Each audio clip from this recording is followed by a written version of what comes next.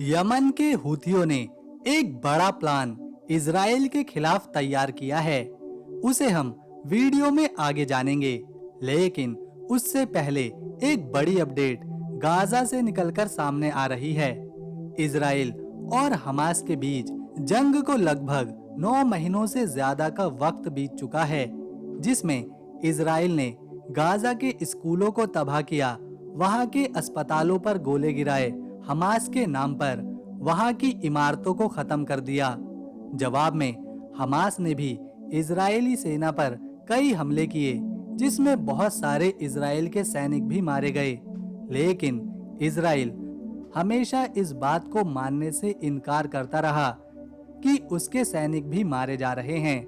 जब गाजा में इतने हालात खराब हो गए, तो वहां के नेटवर्क सिस्टम, इंटरनेट सेवाएं सब कुछ बंद हो गईं और इसी नेटवर्क को अब कुछ अस्पतालों के लिए दोबारा से शुरू किया गया है, जिसे किसी और ने नहीं बल्कि एलन मस्क ने किया है। स्टारलिंक एलन मस्क की एक सैटेलाइट कंपनी है जो इंटरनेट सेवाएं देती है।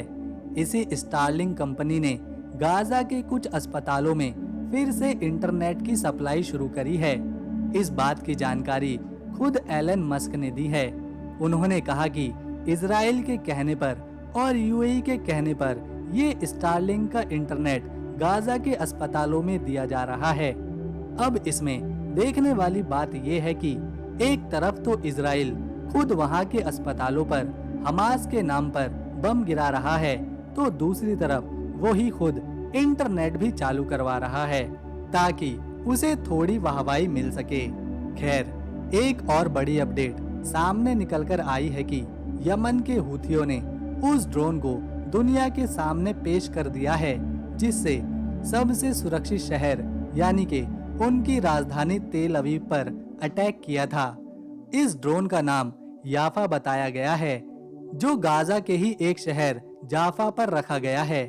बहुत से देशों का मानना था कि जिस ड्रोन से यमन के हूथी विद्रोहियों ने इजराइल पर हमला किया था, वो उन्हें या तो ईरान ने दिया था या फिर रूस की मदद से हूथियों तक ही पहुंचा था। लेकिन यमन के हूथियों ने ये बात साफ कर दी है कि ये याफा ड्रोन ना तो उन्हें ईरान ने दिया है और ना ही किसी और ने। इस ड्रोन को खुद हूथियों ने बनाया है। ऐसा पहली बार नहीं है जब हूथियों ने खुद के बनाए हथियारों से इजराइल को नुकसान पहुंचाया है। इससे पहले भी यमन के हूथी विद्रोहियों ने रेड सी में ऐसे अंडर वाटर ड्रोन बनाकर रखे हैं जिनका तोड़ किसी के पास नहीं है। यहाँ तक कि हूथियों ने बहुत ही कम पैसों में ऐसी बोट्स बना रखी हैं जो एक्सप्लोसिव से लैस होती हैं। उन्हें रिमोट से कंट्रोल किया जाता है। जब यमन के हूथियों को रेड सी में किसी जहाज को अपना निशाना बनाना होता है, तो वो बोट पर एक्सप्लोसिव लगाकर उन्हें रिमोट से कंट्रोल करके दुश्मन के जहाजों के पास ले जाते हैं और फिर ब्लास्ट कर देते हैं, जिससे हूथियों की बहुत ही कम लागत में तैयार हुई सिर्फ एक बोट ही खराब होती है। लेकिन दुश्मन के बड़े बड़े जहाजों को काफी बड़ा नुकसान उठाना पड़ता है। तो ऐसे में याफा ड्रोन अगर हूथियों ने खुद बनाया है तो ये कोई बड़ी बात नहीं है। इसके अलावा एक रिपोर्ट के अनुसार हूथी अब इजराइल की उस चीज को तबाह करने की प्लानिंग कर रहे हैं जिसके सहारे इजराइल चल रहा है। दरअसल इजराइल तक ज्यादातर गैस जो आती है वो पाइपलाइन से आती है, और ये पाइपलाइन कहीं और नहीं बल्कि समंदर में बिछी हुई है। और हूथी अब इजराइल की उन्हीं गैस पाइपलाइन को टारगेट पर ले सकते हैं, और ऐसा वो आसानी से कर भी सकते हैं क्योंकि हूथी जमीन के मुकाबले समंदर में ज्यादा ताकतवर हैं। उन्होंने समंदर में माइंस तक बिछा रखी हैं। आपने लैंड माइंस के बारे में तो सुना ही होगा, जिन्हें जमीन में गाड़कर छुपा दिया जाता है ताकि जब उन पर दुश्मन का पैर पड़े तो वो धमाका करें। लेकिन यमन के हूथी विद्रोहियों ने जमीन पर नहीं बल्कि समंदर में माइंस का एक बड़ा जाल बिछा रखा है, जिनके कांटेक्ट में आते ही दुश्मन की युद्धपोत, कार्गो कंटेनर और फ्रिगेट तक को भारी नुकसान उठाना पड़ता है। ऐसे में अगर हूथियों ने इजराइल की समंदर में बिछी गैस पाइपलाइन को अपना निशाना बना लिया, तो इसका सीधा सीधा असर इजराइल की इकोनॉमी पर पड़ेगा। उसकी गैस सप्लाई पूरी तरह से रुक जाएगी और ऐसे में इजराइल या तो जंग लड़ लेगा या फिर उस गैस पाइपलाइन को ठीक करेगा, क्योंकि इजराइल को फिर गैस दूसरे देशों से मंगवानी पड़ेगी जो पहुंचेगी रेड सी से होते हुए। और यमन के हूथी रेड सी में किसी भी जहाज को अपना टारगेट आसानी से बना सकते हैं। अगर हूथियों ने ये मिशन लॉन्च कर दिया और उन्हें कामयाबी मिली, तो ये सीधा इजराइल की कमर तोड़ के रख देगा। पिछले हफ्ते ही यमन के हूथी विद्रोहियों ने एक नहीं बल्कि दो जहाजों को अपना निशाना बनाया था। इसमें एक जहाज पर पनामा देश का झंडा लगा हुआ था और दूसरा इजराइल से संबंध रखता था। इन दोनों जहाजों को जब हूथियों ने देखा, तो वो छोटी छोटी बोट्स लेकर उन जहाजों की तरफ हमला करने निकल पड़े। दो छोटी बोट्स पर हूथी खुद सवार थे और एक बोट बिना ड्राइवर की थी, जिन्हें रिमोट से कंट्रोल किया जा रहा था।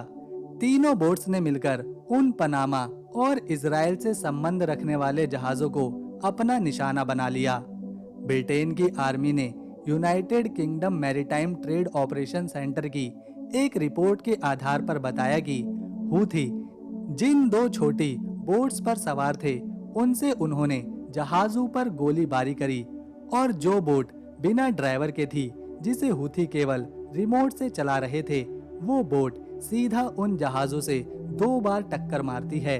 इस बात को खुद ब्रिटेन की आर्मी ने कबूल किया है कि हूथियों ने रेड सी में एमटी बेंटली के जहाजों पर हमला किया है। यमन के हूथी इजराइल को पहले ही चेतावनी दे चुके हैं। उन्हें इजराइल से जंग नहीं करनी, वो सिर्फ गाजा में जंग रुकवाना चाहते हैं। लेकिन इजराइल और हमास के बीच अभी भी जंग जारी है। इजराइल जंग रोकने का नाम नहीं ले रहा। इसीलिए रेड सी में हूथी भी लगातार एक के बाद एक जहाजों पर हमला करते आए हैं। हूथियों का कहना है, जब तक इजराइल जंग नहीं रोकता, तब तक वो हमला करते रहेंगे। और अब तो हूथी समंदर से भी बाहर निकलकर सीधा 2000 किलोमीटर दूर से इजराइल पर डायरेक्ट हमले कर रहे हैं। एक तरफ जहां इजराइल को अमेरिका, ब्रिटेन अपने डिफेंस वेपन से, पैसों से और ताकत से मदद कर रहा है, तो दूसरी तरफ हूथी विद्रोही गाजा के लिए अपने जज्बे के साथ इजराइल से जंग में कूद पड़े हैं। अपने खुद के बनाए हुए ड्रोन्स से, बैलिस्टिक मिसाइलों से और अपने जंग करने के हुनर से हूथी पिछले 6 से 7 महीनों से न सिर्फ इजराइल बल्कि सुपर पावर कंट्रीज से भी नहीं डरे हैं और उनके जहाजों को भी अपना निशाना बनाया है। अगर हूथी इजराइल की गैस पाइपलाइन पर हमला कर देते हैं, तो ये जवाब होगा इजराइल के लिए उस हमले का जो इजराइल ने यमन के हुदैदा पोर्ट पर ईंधन के डिपो पर किया था। साथ ही इजराइल को इससे काफी बड़ा आर्थिक नुकसान भी झेलना पड़ेगा।